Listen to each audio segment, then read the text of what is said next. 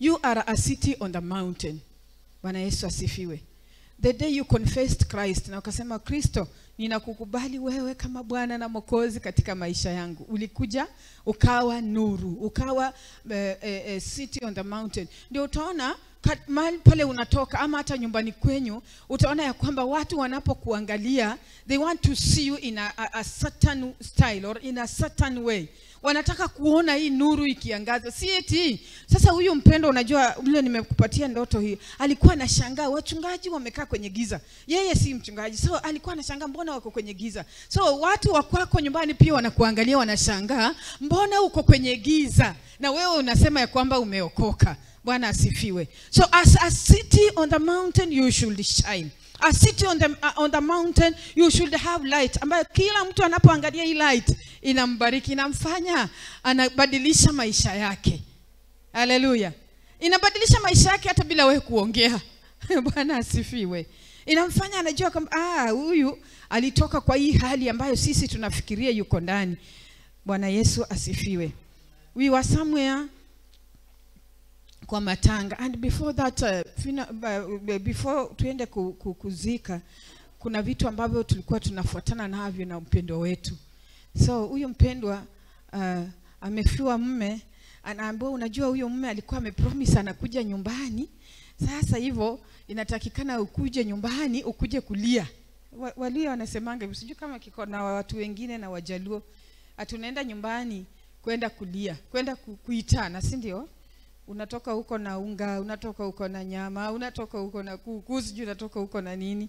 Alafu unapoenda hivyo, unapotangulia, nasikia kuna chaguliwa mzee mwenye pia yeye alifiwa mke. Anakuja na koti ya mmeo, anaweka kwa kiti. Umeenda kulia, wamekuja kunawa. Bwana Yesu asifiwe. So huyu mpendwa akawa anauliza, inawezekana? Tukamwambia hapana, hiyo haiwezekani kwa sababu wewe umeokoka. Nikamuuliza, nilikuwa ninauliza, I was asking dad hiyo swali, si kuuliza yeye. Lakini nilikuwa nauliza daddy. Wacha nitumie mfano wa nani, wa Peter, si ndio? Leo hii Peter akifufuka tu hapa penye amelala, na aseme mimi mwenyewe sitaki kutuma mtu, nimekuja kunawa, alafu nirudi nikufe mnizike. Uko kwenye ameenda kunawa, watangoja. Baba aliniambia wataanza kusema kumbe wewe ujuangi jokes. Bwana Yesu asifiwe. So this sister stood. Huyu dada alisimama akasema hatafanya hivyo maana yeye ameokoka. Na tena huyu mume wake amekuwa akienda kwao kila wakati. Tena huyu mume ashapeana mahari, si eti hajapeana chochote ndio wanasema hivyo. Ni mume ambaye alikuwa amejipanga. Wakuona hiyo haikutosha, wakamwambia ajengewe nyumba, ikagonga mwamba. Nyumba ilipogonga mwamba, wakamwambia sasa sijui nini, sijui mmekuwa mkiishi town, sijui aletwe kwa mama, sijui nini, na ni mtu ambaye yuko na jamii. So this sister, God helped her to stand strong. She's a light and a city on the mountain. Bwana Yesu asifiwe. Mwisho wake she commended, tulipompeleka kwa nyumba baada ya mazishi, akaambia wale ambao ni relative wa mume, akaambia tafadhalini mtanielewa kwa sababu tangu niokoke niliachana na mila. Na sina chochote ambacho nitahusika na mila. Na akawaambia unajua nikianza mila ni lazima nitaendeleza. Kwa hivyo sitaanza kitu ambacho sitamaliza. Bwana Yesu asifiwe. She's a city on the mountain. Sasa wakae wakijua ya kwamba huyu si mtu atabadilisha mind yake. Hata leo hiyo akifikiria kufanya makumbusho pengine wataifanya kama jamii. Lakini sasa yeye Mungu anamsaidia, anatoka ndani, and God has protected her. Ikawa sasa kwa sababu hajaenda kunawa nyumbani, sasa jamii ya kwao haitakuja. Na yeye akawaambia mkuje msije, nitaka nani? Mume wangu. Bwana asifiwe. Sasa nilikuwa nacheka tukishamaliza hiyo mazishi nikisema niliposikia wanaitana watu wa kwao nilijua atabaki tu ni yeye peke yake. Lakini they came. Tena walikuja in a big number. Bwana asifiwe. Kwa nini? Alikuwa na msimamo, alitangaza msimamo wake. Na wakaona huyu tuwezi badilisha. Sasa wakaona yeye peke yake hawezi enda. Wakakuja sasa kwa wachungaji. Wakaanza kuambia wachungaji, unajua tunaomba wachungaji msindikize dada yetu huyu aende nyumbani kwao, aende mumuombe huko. Sasa wakaongea na wachungaji wakasema hatutafanya hivyo. Walikuwa wamejaribu, wale wachungaji walikuwa wamekuja huko, na ni kama ikaonekana they are not buying into the idea. So wakangoja tukafika, wakaanza kusema the same thing. Na wakakatazwa. Walipokatazwa kusema hata leo kama itakuwa ngumu, muamke mapema asubuhi hiyo siku ya kuzika. Mumupeleke ndio mrudi. Sasa nilikuwa nauliza dad, na sisi tumechelewa kule tumelala. Sasa mtafika saa ngapi ndio mpeleke huyu dada muombe kwao? Yani they wanted to use every means. Kwa sababu waliona huyu dada anawasikiliza wachungaji sana. Ili tufanye at least angalau kitu moja. But we thank God because he has helped us as a city on the hill, or the cities on the hill. We can't do such a thing. Bwana asifiwe. Hallelujah. I was telling people sometime ya kwamba mimi Mungu awasaidie sana. Umepatwa na matanga, tutafanya what is necessary. God forbid. But kama itapatikana, we will do what is necessary. We cannot, sisi kama kanisa hatuwezi kuhusika kwa vitu ambavyo they will disturb us in near future. Bwana Yesu asifiwe. Sisi tutakuencourage, tutakuombea if it comes, because hatuwezi zuia ni njia kila mtu, si ndio? Hallelujah. But kuna vitu ambavyo as a church will not participate into it. Bwana Yesu asifiwe. And that should just be a stand to each one of us. Kwamba hili nitalihusika na hili siwezi kulihusika. Hallelujah. So huyo dada alitangaza msimamo wake, na ninaamini ya kwamba kuanzia hapo wanajua this is the stand of this sister. Hata tunapokuwa na mambo yetu yanayohusu traditions na nini, we will not involve her. Amen. So wewe kama a city on the mountain, what are you doing? Wewe as a city on the hill, unafanya nini? Are you just there? Huko tu? Ama kuna kitu ambacho unafanya ambacho kila mtu akikiona wanakiangalia tu na wenyewe wanasema hapana, na kuna kile ambacho hatutamuhusisha nacho? I was talking to dad one time. Nikamwambia kwamba unajua our families, we have those people who are not very strong kwa vitu za Mungu. So kuna wakati ambapo we have walls. Sasa unapata kwamba katikati ya sisi vile tuko kuna wale ambao hawajaokoka. And then wanakuambia tuko na makumbusho, tuko sijui na nini, kuna vitu wanaita na kuhusisha hapo. Nikawa naambia dad kwamba mimi I'll not sitavutana na wao, sitaandika kwa wall uchungu nikirelease that kwamba I'm not part of this. Akaambia mimi I just want to take my time, go sit down with my relatives. And niwaambie unajua nini, vitu nyingi nitahusika ndani, but when it comes to vitu ambavyo they are not giving God glory, they are not giving him any praise, mimi naomba mtanisamehe kwa sababu my faith does not allow that. Bwana Yesu asifiwe. So waishi tu wakijua kwamba imani yangu hairuhusu hiyo. Watanihusisha kwa yale ambayo nahitaji kuhusika ndani. Ile siwezi, sitajibizana nao kwa wall kwamba tumeokoka, tulitoka ndani, hapana. It is just a matter of sitting down with them and telling them from today henceforth, I'm a city on the mountain, a city on the hill, a light of the world. I will not participate in this. Hallelujah. So you need to have a stand as a city on the hill. I stand like this, I'm the light. And if I'm the light, sita kanyaga darkness. Huyu dada alipokuwa ananipatia hiyo ndoto, akawa ananiambia ameenda kununua soda dukani, analetea wachungaji, lakini akifika inabadilika kuwa pombe. And I was like, kwa namwambia that is the defilement of the doctrine. Bwana asifiwe. Wamechanganya doctrine. Wamechanganya hii doctrine, wameitia chachu. Hawataki kuitumia vile ilivyo. And these people are the leaders. These people are on the on the hill. Wanaonekana. Hallelujah. You need to have just a stand. Call a spade a spade. I was happy. There was a woman who was defending the husband, and she was passionate of doing that. I just laughed. Alafu akimaliza mzee mwingine akamwambia, na wewe uliamua tukugonga msumari. Akasema, ona, wakati umetangaza umeokoka, hati baki tu umeokoka. Hallelujah. Bwana Yesu asifiwe. Akaniambia, mama, acha mimi nikwambie tu, ukiokoka tu baki tu umeokoka, watu wajue wokovu ndio huu na hizi haziandambatani na wokovu. And she was just right. Mimi niliona she was just right. Bwana Yesu asifiwe. Because you want to make a servant of God ama a leader, kwenda kuhusika kwa vitu ambavyo ni vyako na ni vyenye ni vya tradition zenyu. Na yeye alitoka ndani. Licha ya kuwa anaweza kuwa ni wa kabila lako, lakini yeye aliamua ya kwamba hizi vitu I'll not participate in them. So huwezi mkunja ukimlazimisha kuwa kwazo. So this lady was telling me, wakati you confess Christ, let Christ remain Christ. Hallelujah. Wakati umemkiri Yesu, acha abaki tu ni Yesu and do the doctrine of Jesus. See the doctrine of the world. Unaona, mimi usema afadhali nibaki peke yangu na nirithi ufalme kushinda command the crowd of our relatives and our friends because we want to please them. Bwana Yesu asifiwe. Let them just know that you are a city on the hill. And this city on the hill haikai tu pale kwa mlima. Bwana Yesu asifiwe. Unakumbuka wakati ule Yesu akiwa na wanafunzi katika kitabu cha Acts chapter 1 verse 8. Yesu akawaambia, tarry here. Ngojeni hapa kwa mlima. Bwana asifiwe. Hallelujah. Ambia ngojeni hapo kwa mlima mpate nguvu. Na mkishapata hizo nguvu mtakuwa mashahidi wangu. Hallelujah. As you are a city on that mountain, you need to tarry on the mountain.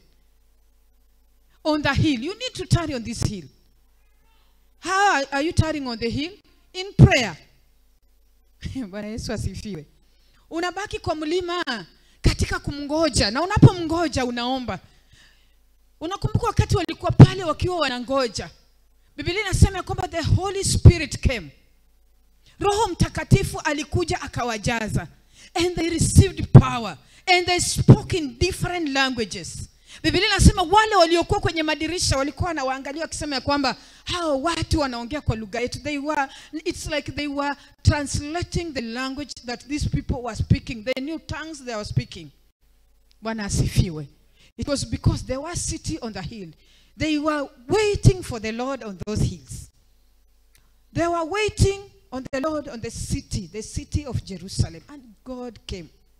Holy Spirit came down and the Holy Spirit filled them. Bwana Yesu asifiwe. So as a city on the hill, you need to be prayerful. You need to pray and fast. Biblia inasema hali hizi hazienda isipokuwa kwa kufunga na kuomba. Bwana Yesu asifiwe. Katika is it in Matthew? Is it in Matthew? Matthew 17:21. Kama umeipata unaweza soma. Ingine ni Mark 9:29.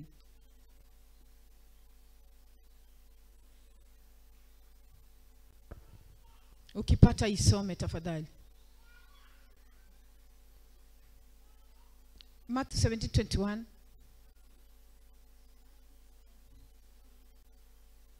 Nasema ya kwamba lakini namna hii haitoki ila kwa kusali na kufunga. Haitoki ila kwa kusali na kufunga. Yaani kuna hali zingine, si ndio? Hazitoki kwa kusali na kufunga. As you pray and fast, ndio hizo hali zinaenda. And you know, a prayer is the backbone of a Christian. Unajua kuna vile utakuwa so strong, uniambia you are very strong and you are not praying. Hauombi lakini unaniambia uko strong. How fast unaniambia uko strong.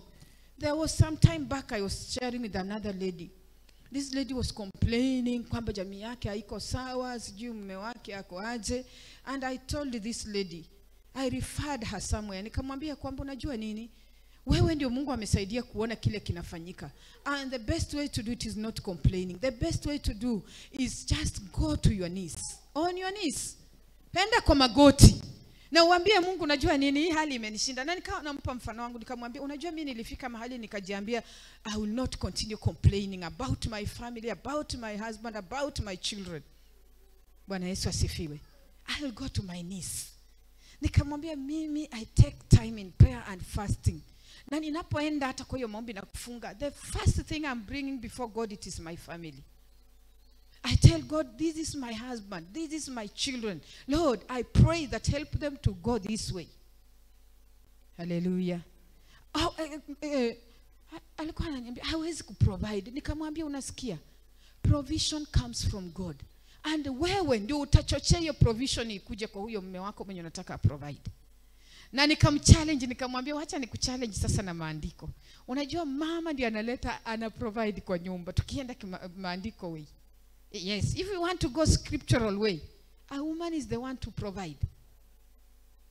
Proverbs 31 verse 10. Kuendelea downwards. Yeye ndiye anajenga nyumba, yeye ndiye ananunua shamba, yeye ndiye ana plant vineyard, yeye ndiye anavalisha jamii. If you want to go biblical way. Bwana Yesu asifiwe. But because this is can I call it a tradition? Ama niite aje? It is in us kwamba ama African style, ama sijui ni ulimwengu style kwamba a man should provide, si ndio?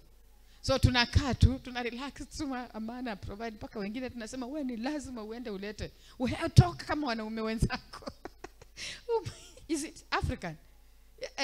Uko nje haufanyi hivyo? Balance. You pay rent, I buy food. Okay. Bwana Yesu asifiwe. Hallelujah. Nasikia ni kama nachokoza mtu, but that is the truth. Bwana asifiwe. So nikamwambia badala ya kufanya hivyo, badala ya kusikia uchungu because the husband has not provided, just go to your knees. Na Mungu pengine ametaka huyo mwanaume ahubiri, yeye abaki kufanya kazi ya Mungu na wewe you provide. Anakupatia wewe nafasi, anakupatia akili, anakupatia uwezo wa kufanya hivyo. But akimpa nafasi tena, well and good.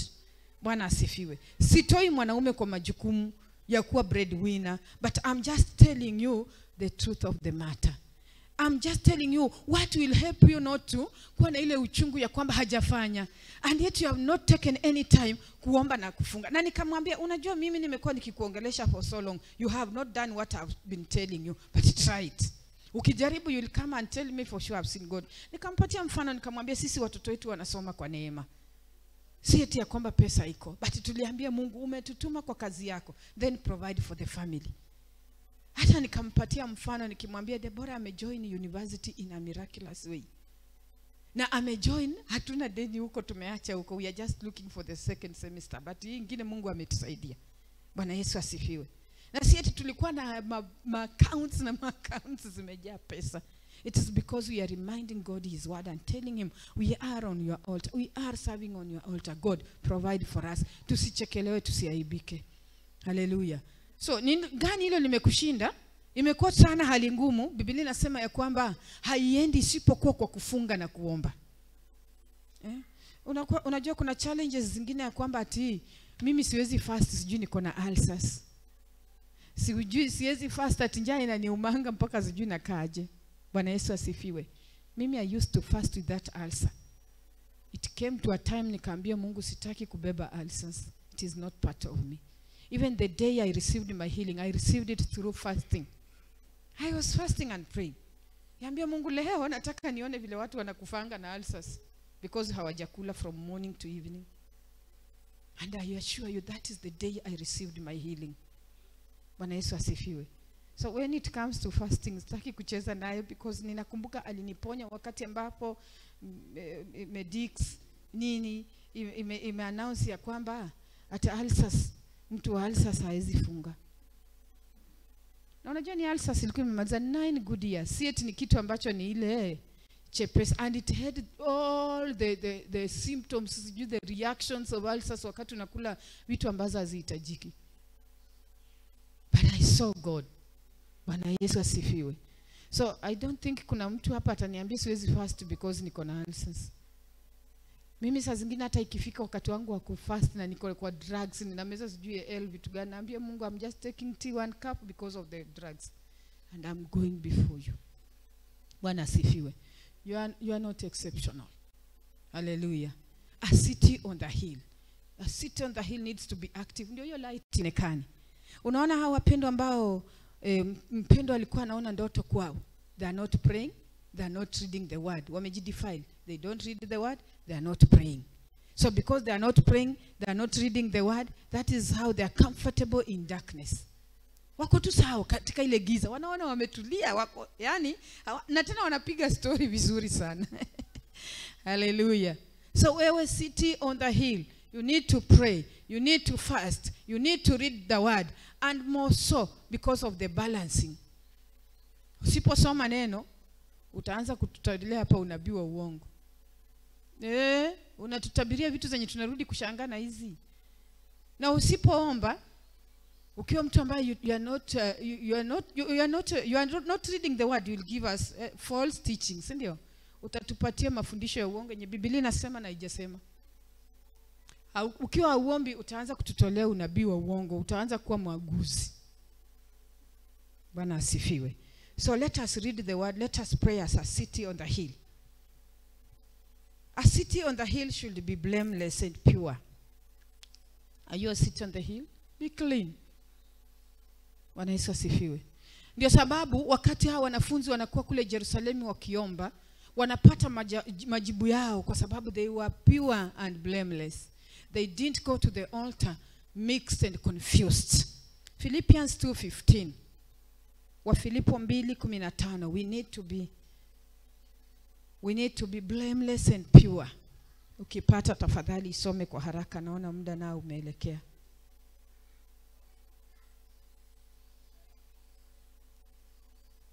Philippians chapter 2 verse 15.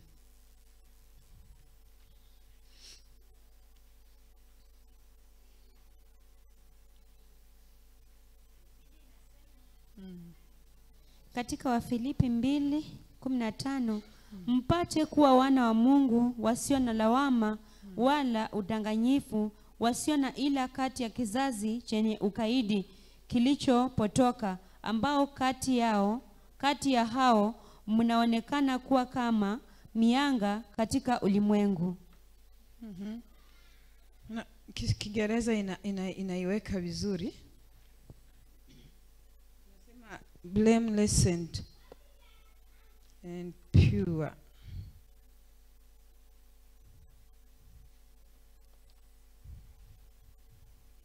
Amen. Bwana Yesu asifiwe.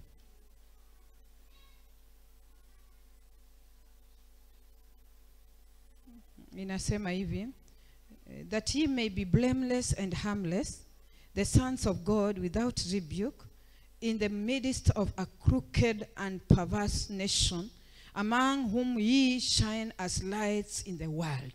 Bwana Yesu asifiwe. We need to be blameless and pure before the world.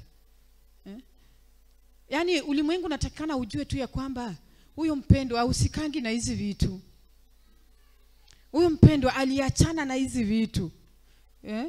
Wanasiasa wakikuja mahali itakikani wanakimbia kuja kwa nyumba yako kubishia mlango, ati fulani anatembea kuja huku. Bwana Yesu asifiwe. Wanajua tu huyu story na siasa hayumo. Story na politician hayumo. Story na vitu ambazo zinatendeka which are not right, he or she is not part of it. Bwana Yesu asifiwe.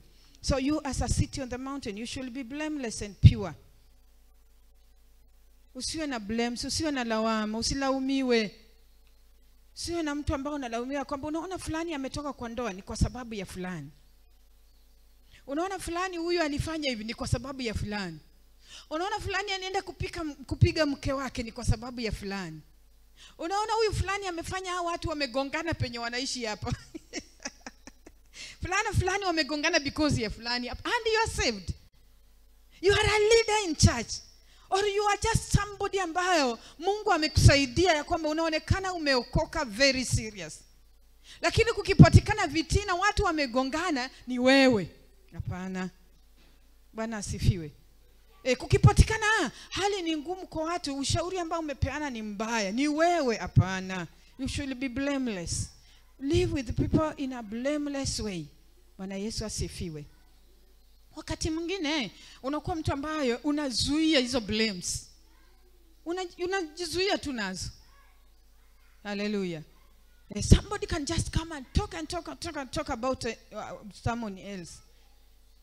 Msikilize tu saa zingine na unyamazi. Kiuliza kwani hauna jambo la kusema, unamwambia kwa sasa sijaona la kusema, but nikiliona I'll share. Sio umeepuka. Siku nyingine akitaka kukuja kukublame ama akitaka kuweka lawama wanashindwa. Kwa sababu wakati walikuwa wanaongea you didn't participate in it. Bwana Yesu asifiwe. And when you are blameless and pure, you will see the kingdom of God. Pale juzi amesema, Yesu amesema hivyo wakati anapeana hizo beatitudes. Anasema walio na moyo safi wataurithi ufalme, sivyo? Bwana Yesu asifiwe. So let us be blameless and pure. This city on the mountain should be a city that discuss good things between each other. Discuss good things. When you meet 2 or 3 people, just discuss good things about others and about God. Biblia inasema katika kitabu cha Malaki chapter 3. Chapter 3 verse I think 16 to 18 there. Biblia inasema Mungu akawaona wakishauriana. Mungu akawaona, they were talking. Watakatifu, in fact imewaita watakatifu, si ndio? Kama umeipata unaweza tusomea. Discuss good things as a city on the hill. Discuss good things that will make God akiangalia anasema nao watu wana discuss vizuri. Hao ni wanangu na mabinti zangu. 3, 16, 17, 18.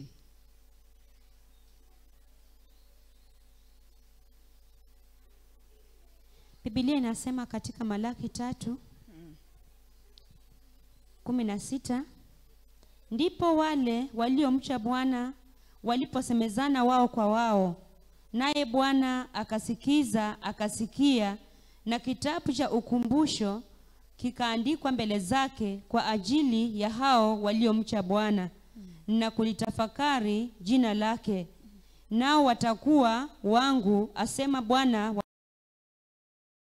ile niifanyia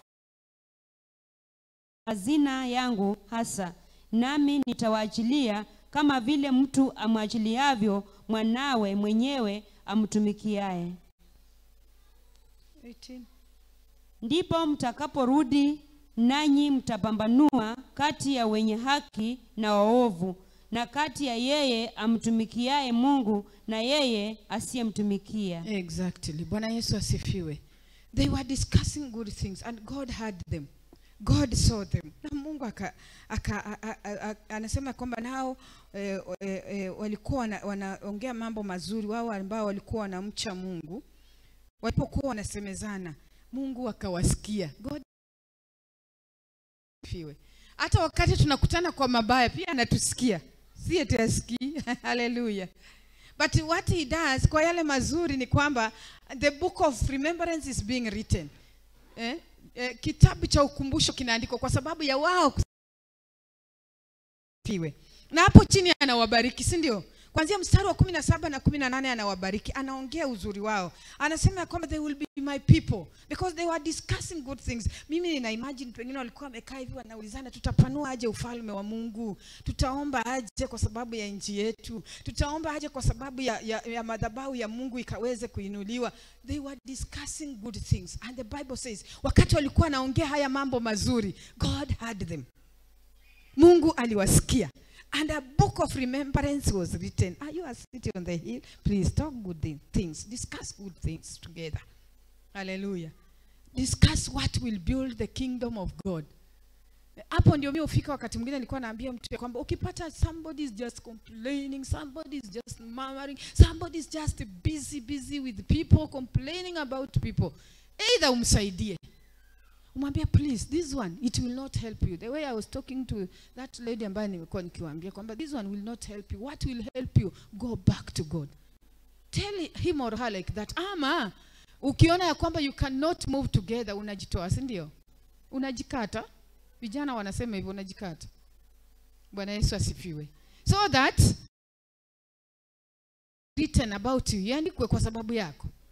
Inasema ya kwamba walikuwa na discuss mambo mazuri, walikuwa wanasemezana kwa uzuri. Bwana Yesu asifiwe. Kwa hiyo tu kitabu cha Malaki hapo juu, wewe as a city on the mountain, so you should be somebody ambaye you are tithing and giving your offerings. Ikifika hapo inakuwa ngumu. But let me assure you, kuna vitu zingine unahitaji tu kufanya neno la Mungu kikamilifu. Unahitaji tu kufollow the principles of the kingdom. You need to tithe. Kuna watu wengine tithing is an issue. Yaani utatoa fungu lao la 10 ni kama mnang'ang'ana. But mimi, I've seen God when I tithe faithfully. I've just seen God. So mimi kwangu sionangi kama ni ugumu. Hainipi ugumu. But mtu mwingine ukimwambia hivi anaona na huyu anataka tukufuata pesa yangu. Malaki 3:6-15 it talks about that. Inaongea kuhusu tunasema tumemnyang'anya, anaitwa wanyang'anyi, si ndio? We have conned, tumemtapeli Mungu, tumemtapeli aje. Alafu anasema through tithes and offering. Unakula kona, si ndio? Ama unashtuka, Bwana asifiwe. Kwa nini? Amekujia deni, si ndio? That is how God behaves. Wakati wewe umefanya your right thing. Yeye si alikukopesha. Alafu akishakukopesha, anakuja kwa bidii kwa sababu anajua kitu yake iko mahali. Bwana Yesu asifiwe. Na wewe pia utaenda kwa bidii kwa Mungu wakati unajua there is something yako mahali. Iko wapi? Kwa Mungu. Unamwambia God, I have tithed, rebuke the devourer. Kwa bidii. Lakini kama hujafanya hivyo uwezi. Kama hujatoa kile Mungu anataka utaweza kweli? Utaweza kusimama kwake umwambie God, I'm here, rebuke the devourer. Hapo unajua hata kabla uanze umetetemeka because unajua I've not done the right thing. Bwana Yesu asifiwe. Like, God, I have this issue and this issue and this issue. Rebuke the devourer rebuke this devourer because I have done your word. I have tithed faithfully. Na unajua hiyo tithe ndio shida, lakini offering watu wanajikazanga, si ndio? But when it comes to what God will rebuke the devourer, kila mtu anaonanga hii kitu ni ngumu. Ni ngumu sana. But it is something tu ukijaribu ukifanya, ukianza kuifanya na unaizoea, inakuwa ni rahisi kwako. Bwana asifiwe. Kwangu mimi I am being reminded kila time, hata nikipata 50 bob nakumbushwa 5. Usijaribu kula, afadhali niende kwa duka nikope. Kama hiyo kitu nilikuwa naenda kununua ni ya 50 bob, nitatoa 5 na niambie mwenye duka nitakuletea 5 bob. Because najua hiyo ni ya Mungu, sitaki kupatana na shida. Hallelujah. So a city on the mountain, you should not be reluctant in tithing. Ama haitakani ule mtu mwenye you just ignore that. Mahindi kwa shamba na watu najua tumezoea tu pesa, si ndio? Kuna mahindi, kuna viazi, unavuna viazi gunia 10 umekula mpaka hiyo ingine. Kuna vitu mingi ambayo you need to tithe. Kuku zako kule nyumbani. Mayai. Hakuna kitu ambayo you don't need to tithe. Bwana Yesu asifiwe. You just need to, imefika 10, moja ni ya Mungu. Imefika 10, moja ni ya Mungu. Hivyo. Hallelujah. Wacha tusimame kwa miguu yetu. Tumejifunza mambo moja mbili kwa sababu ya to be a city on the hill. Nataka uambie tu Mungu ya kwamba hii ndio weakness yangu. Si unajijua?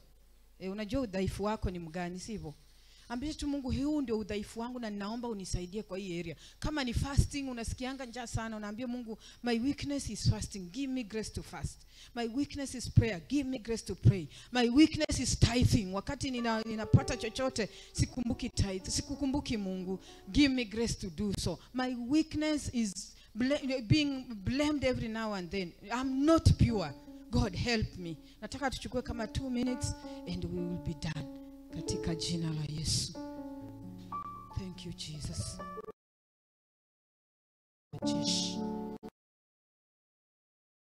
Nimekuja kwako, nimekuja kwako uniponye. Kuja kwako, nimekuja kwako uniponye. Nimekuja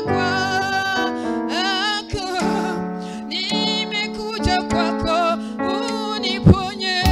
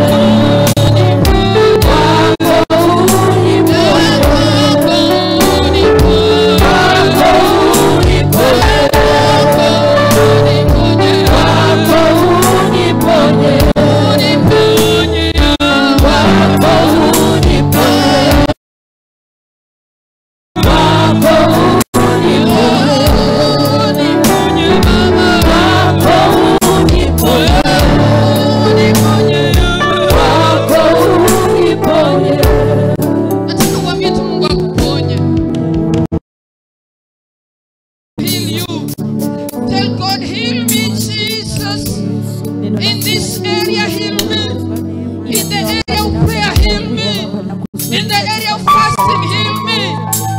In the area of tithing, heal me. Heal me in this area, Jesus. I'm being blamed with the people, heal me. That I'll be blameless, I'll be pure in the name of Jesus. Shakarabo Santarabo Shekere Rima Sakaya Tareba Ketere Baba Niponye kwa area ya maombi, niponye kwa area ya kufunga Yesu. Niponye Bwana, nisiwe na lawama na maua. O Shakarabo Sentere Bashakarara Jesi katika jina la Yesu. Lord, that I remain a city on the hill, that I remain with your light, my Father. Shakarabo Santarabo Makantarabo Shekereba. Lord, we need your healing. I desire your healing. Heal my spirit, my soul, and my mind. Heal my life, King of glory. Make me blameless, make me pure. In the name of Jesus, give me grace to fast and pray. Give me grace to read your word, oh God. Give me grace to be blameless. Give me grace to be pure. Give me grace to tithe, Lord. We worship you, Jesus. We worship you, our Master and our Lord. Thank you, Jesus. Baba, katika jina la Yesu Kristo ninalitukuza na kuliheshimu jina lako. Asante kutukumbusha siku ya leo ya kwamba sisi ni mji katika mlima. Na tunapokuwa mji katika mlima, Bwana, tunaomba kutenda mapenzi yako. Tunaomba utupatie neema ya kuomba, neema ya kusoma neno, neema ya kufunga. Utupatie neema ya kuwa wale ambao hawana maua na walio wasafi. Utupatie neema, Jehova, ya kutoa fungu zetu za 10 kwa uaminifu. Utupatie neema ya kufanya, Baba, kanuni yako bila kusita na bila kuchelewa na bila kuwa wazembe. Bwana, utukuzwe, upewe sifa na kuinuliwa. Asante maana utatufanikisha katika maisha yetu, ewe Bwana. Maisha ya kuwa mji kwenye mlima yawe maisha mazuri. Bwana, tuondoe katika giza, tuondoe katika uchafuzi, tuondoe katika kukanganya neno lako, Mfalme. Uabudiwe, upewe sifa kwamba unatuelekeza sawia na mapenzi yako. Asante kwa sababu ya vipindi ambavyo vimesalia, Mungu, ni tunaomba ya kwamba chukua usukani. Kaudumu katika vipindi hivi kwa ajili ya utukufu na heshima ya jina lako takatifu. Utukuzwe, upewe sifa, uinuliwe. Katika jina la Yesu Kristo nimeomba na kuamini. Amen. Bwana awabariki.